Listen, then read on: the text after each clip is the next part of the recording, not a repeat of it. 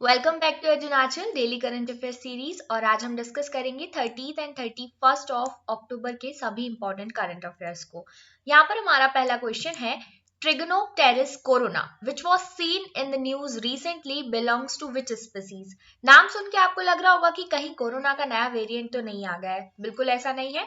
ट्रिगोनोप्टेरिस corona ये beetle की एक स्पीसीज है। रिमेंबर दिस थिंग, बीटल की एक स्पीसीज है। इस तरीके की बीटल होती हैं। आप देख सकते हैं कभी कभी जब किसी जगह पर कचरा बहुत इकट्ठा हो या काउडंग एक साइड रखा हुआ हो तो उसके ऊपर हमें इस तरीके के बीटल्स देखने को नजर आते हैं। तो साइंटिस्ट ने रिसेंटली 28 नए स्पीसीज बीटल्स के फाइंड किए हैं, डिस्कवर किए हैं, जिनमें से एक का नाम रखा गया है ट्रिगोनोप्टेरिस कोरोना, क्योंकि कोविड-19 पैंडेमिक का काफी इंपैक्ट पड़ा है इस प्रोजेक्ट पे। राइट, अप्रैल में भी कई सारी न्यू जो स्पीसीज थी कैडस फ्लाई की कोसोवो से जिन्हें कलेक्ट किया गया, उनके नाम कुछ इस तरीके से रखे गए थे, Potamophylax corona virus, P corona virus, A quarantus, S covida, क्योंकि इन सभी प्रोजेक्ट्स पे कोविड वायरस का बहुत ज्यादा इंपैक्ट देखने को मिला है। Next question, queen Heo Hwang Ok memorial park which was seen in the news recently is located in which country। नाम सुन के आपको लग रहा होगा कि कहीं ये चाइना में, कोरिया में, जापान में तो नहीं है, लेकिन बिल्कुल ऐसा नहीं है, ये इंडिया में ही लोकेटेड है। इसका नाम इस तरीके से इसलिए रखा गया है क्योंकि पहले इसका नाम हुआ करता था राम कथा पार्क, जो कि सरयू अयोध्या में लोकेटेड है, सरयू नदी के किनारे अयोध्या में। राइट, नवंबर 4 को इसे इनॉग्रेट किया गया और इसका नाम बदल के रखा जाएगा 4 नवंबर को queen Heo Hwang Ok memorial park. इसका नाम कोरियन क्वीन के नाम पे रखा गया है। माना जाता है कि क्वीन हियो हुआंग ओक ये कोरियन क्वीन है जो कि प्रिंसेस सूरीरत्न ऑफ अयोध्या के नाम से जानी गई थी, या इस नाम से इनका जन्म हुआ था किंग पद्मसेन और रानी इंदुमती के घर में।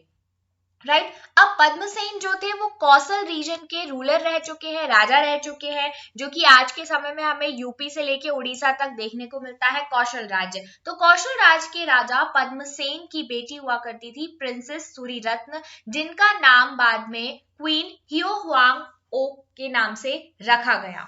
राइट, तो उन्हीं के नाम पर इस पार्क का नाम बदल दिया गया है, जिसका पहले नाम था रामकथा पार्क।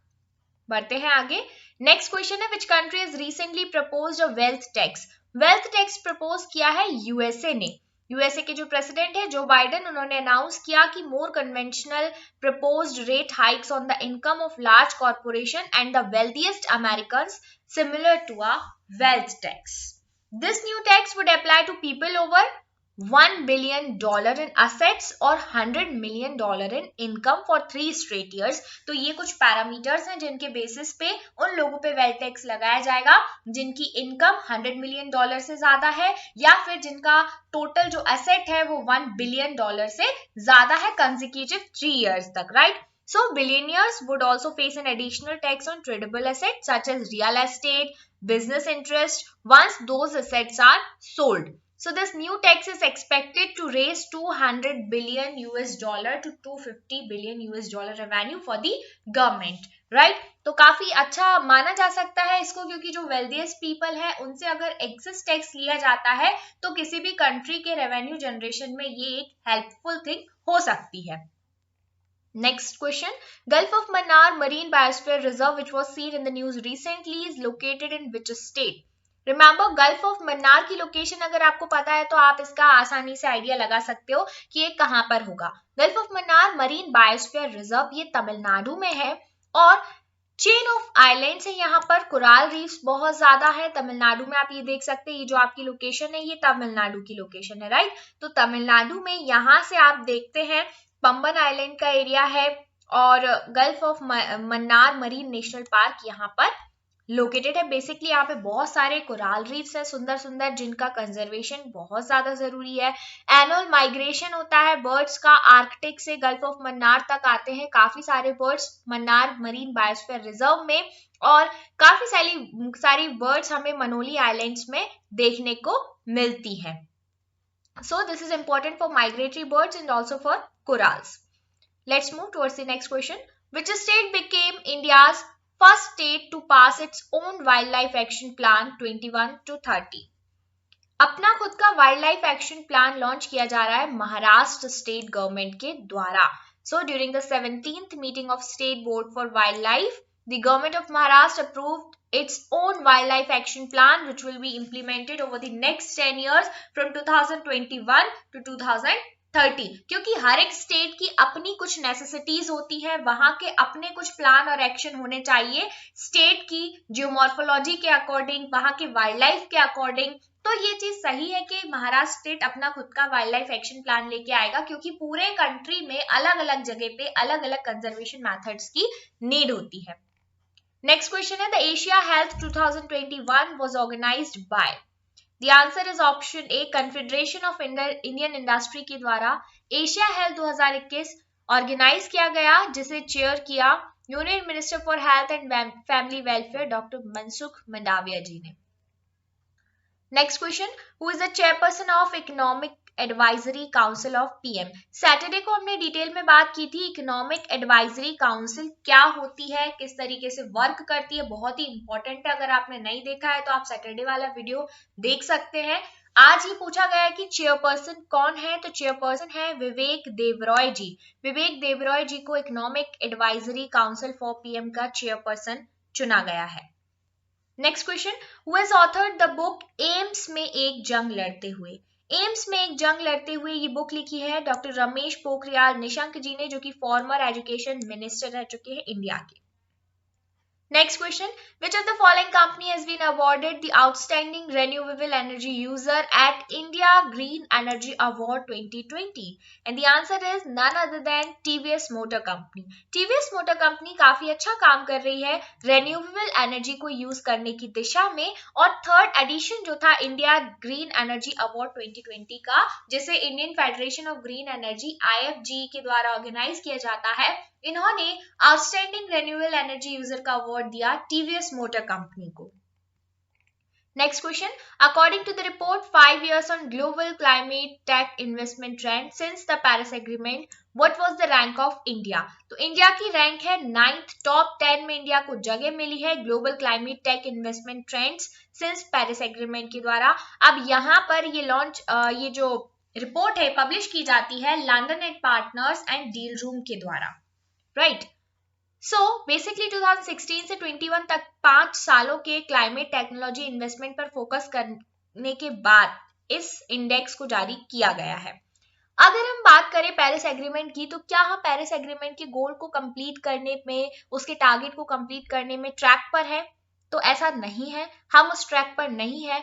करंट पॉलिसीज के अकॉर्डिंग हम 3.5 डिग्री सेल्सियस तक टेम्परेचर इंक्रीज कर देंगे 2050 आते आते, जबकि ऐसा नहीं होना चाहिए।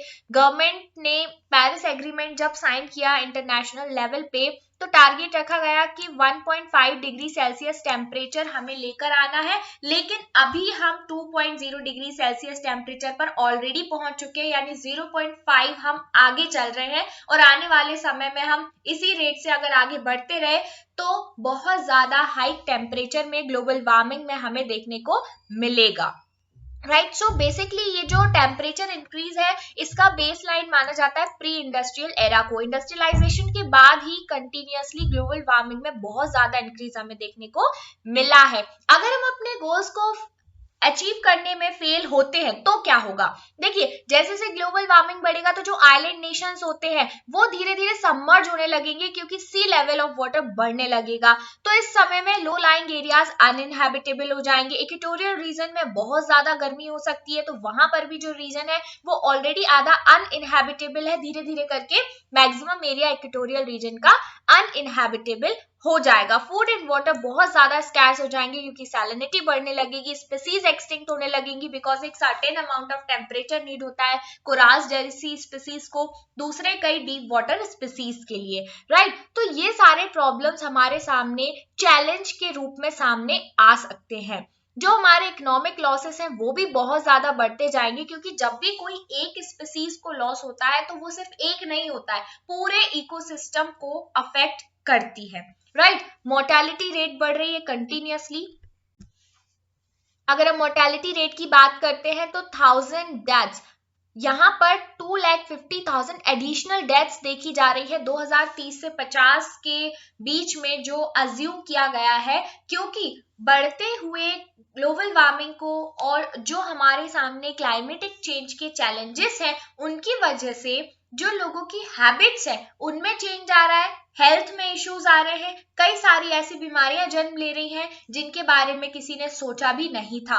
वाटर बॉर्न डिसीज काफी ज्यादा बढ़ते जा रहे हैं, पॉल्यूशन की वजह से, एयर पॉल्यूशन से रिलेटेड जो हेल्थ इश्यूज हैं, जो सांस लेने में लोगों को प्रॉब्लम आ रही है, ये सारी चीजें बेसिकली हमें देखने को मिल रही हैं। तो काफी सारे यहाँ पर ड्रॉबैक्स है जो हमें आगे चल के देखने को मिलने वाले हैं। जैसे कि हमने देखा कि स्पीसीज एक्सटिंक्शन बढ़ेगा, जो लो लाइंग एरियाज है वहां पर रहना मुश्किल होना है, food and water more scarce हो जाएगा, इसकी जो अवेलेबिलिटी है वो धीरे धीरे कम होती जा रही है, इक्वेटोरियल रीजन में काफी सारे क्राइसिस देखने को मिल सकता है, इकोनॉमिक लॉस हमें देखने को मिलेगा, मोर्टेलिटी रेट बढ़ेगी। तो अगर आप मेंस में भी इस तरीके का कोई आंसर लिखते हैं कि हम कहाँ पर हैं, पेरिस एग्रीमेंट को अचीव करने में हम कहां पर हैं, ओवरऑल ग्लोबल लेवल पे हम बात कर रहे हैं, तो ये सारे पॉइंट्स इंक्लूड करना मस्ट होगा हमारे लिए कि हम एग्जैक्टली प्री इंडस्ट्रियल एरा से लेके आज तक करंट पॉलिसीज के होने के बावजूद भी अपने आप को कहां पाते हैं। Right, so this is the one of the best diagram to depict all the conditions in one phase, right? So let's move forward. Shaktikant Das is the dash governor of RBI. तो Shaktikanta Das ji 25th number के governor हैं RBI के, जो कि last session में भी थे और इस बार इनका टेन्योर बढ़ा दिया गया है, तो अब ये आने वाले समय में भी सर्व करेंगे। Next question, which of the following state has inaugurated India's largest aromatic garden? And the answer is option A, Uttarakhand. Uttarakhand में largest aromatic garden inaugurate किया गया है।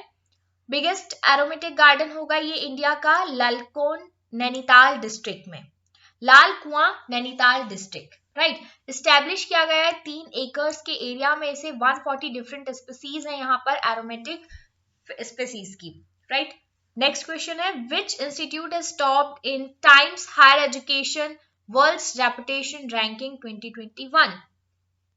The answer is, you all know that Harvard university हमेशा से number 1 पे रही है, almost हमेशा ये आगे ही रहती है, तो इस बार भी Times Higher Education world reputation ranking 2021 में हार्वर्ड यूनिवर्सिटी को पहला रैंक मिला है, followed by Massachusetts Institute of Technology MIT जो कि यूएसए में है, यूनिवर्सिटी ऑफ ऑक्सफोर्ड यूके, ये सेकंड और थर्ड रैंक पर है, राइट। तो फर्स्ट नंबर पे Harvard university USA. So this is all for today. Thank you so much guys and stay connected with Edunachal. Do like, share and subscribe the channel.